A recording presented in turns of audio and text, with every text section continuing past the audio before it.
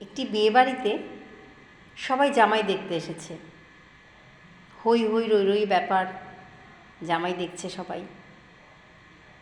সবাই এসে বলছে কি সুন্দর জামাই হয়েছে, দারুণ জামাই হয়েছে, এই লম্বা চওড়া ফর্সা, দেখতে কি সুন্দর, কি ভাগ্য, কি ভালো জামাই।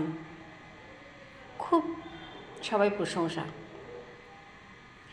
তারপরে সবাই যখন মেয়ে চলে গেল, বিয়ে হয়ে গেল, সব কিছু হয়ে গেল, তখন মেয়ের মাকে বলছে আপনি তো ভীষণ ভাগ্যবতী, আপনার মেয়ে খুব ভাগ্যবতী, দারুণ জামাই হয়েছে আপনার, আপনি তো কিছু বলছেন না, সবাই এত প্রশংসা করছি আমরা, হ্যাঁ কেমন জামাই হয়েছে আপনার। তখন মেয়ের মা বলল আপনাদের কথার উত্তরটা আমি এখন দিতে পারবো না, আমি উত্তরটা ঠিক 2 বছর পর দেব।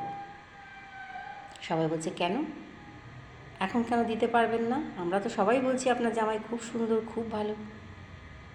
বলছে হ্যাঁ অবশ্যই খুব সুন্দর, উপর থেকে সত্যি সুন্দর, কিন্তু তার ভিতরটা কেমন আমার মেয়ে কয়েকবার আসুক, তার কাছে শুনি, ব্যবহার দেখি, তারপর বলবো যে সত্যি জামাই কেমন। বন্ধুরা, ওপর দেখে সবাই তাকে খুব ভালো বলে, চেহারা দেখে ভালো, কিন্তু ভেতর থেকে যে কেমন সেটা তো এত তাড়াতাড়ি বোঝা যাবে না, তাই না? ভেতরটাই তো আসল।